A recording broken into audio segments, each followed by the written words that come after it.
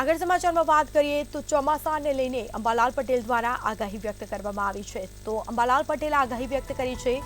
ચોમાસાને લઈને આગાહી વ્યક્ત કરાઈ। આંધી વંટોળ અને ગાજવીજ સાથે વરસાદ પડે તેવી શક્યતા વ્યક્ત કરવામાં આવી છે।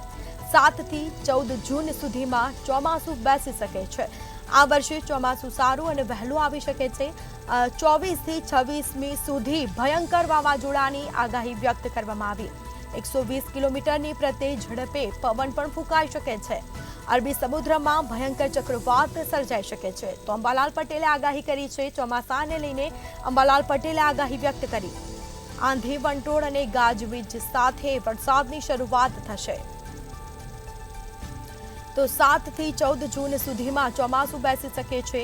આ વર્ષે ચોમાસું સારું અને વહેલું આવી શકે છે। તો અંબાલાલ પટેલે આગાહી કરી છે। ચોમાસાને લઈને આગાહી વ્યક્ત કરવામાં આવી છે, પરંતુ 24 થી 26 મે સુધી ભયંકર વાવાઝોડાની આગાહી વ્યક્ત કરવામાં આવી છે। તો 24 તારીખથી 26 તારીખ સુધી ભયંકર વાવાઝોડું આવી શકે છે। 120 કિલોમીટરની પ્રતિ કલાકે ઝડપ પણ ફૂંકાઈ શકે છે। તો અરબી સમુદ્રમાં ભયંકર ચક્રવાત પણ સર્જાઈ શકે છે। તો વધુ વિગતો સાથે સંવાદદાતા અનિતા પરમાર આપણી સાથે લાઈવ જોડાઈ ગયા છે। જી, અંબાલાલ પટેલે ચોમાસાને લઈને આગાહી કરી છે। આંધી વંટોળ સાથે ચોમાસાની શરૂઆત થશે, શું છે માહિતી?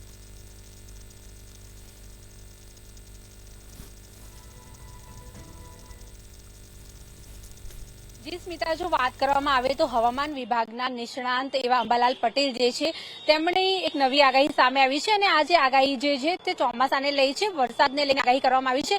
જો વાત કરવામાં આવે તો રાજ્યની અંદર 7 થી લઈને 14 જૂન સુધીમાં ચોમાસું જે છે તે બેસી શકે તેવી આગાહી હવામાન વિભાગના નિષ્ણાંત અંબાલાલ પટેલે કરી છે। જો વાત હોય છે તે અંદમાન નિકોબારથી નીકળી ગયું છે અને તે કેરળની અંદર પહોંચતું હોય છે, ત્યારબાદ તે મુંબઈ આવતું હોય છે અને ત્યારબાદ ગુજરાતમાં આવતું હોય છે। આ વખતનું જે ચોમાસું જે છે તે વહેલું છે અને સારું છે તેવું હવામાન વિભાગના નિષ્ણાંત જણાવી રહ્યા છે। અંબાલાલ પટેલની આ નવી આગાહી છે અને આગાહી પ્રમાણે વાત કરવામાં આવે તો 24 થી લઈને 26 મે સુધીમાં ભયંકર જે વાવાઝોડું છે તે આવશે તેવું પણ તેઓ જણાવી રહ્યા છે। એટલે કે આંધી અને તુફાનની સાથે વરસાદની જે છે તે શરૂઆત થશે અને આ વખતનું જે ચોમાસું જે છે તે સારું રહેશે, ભયંકર એવા પવનો ફૂંકાશે તેવું પણ તેમણે જણાવ્યું છે। જો વાત કરવામાં આવે તો 120 કિલોમીટર પ્રતિ ઝડપથી જે પવન છે તે ફૂંકાશે તેવું પણ તેમણે જણાવ્યું છે।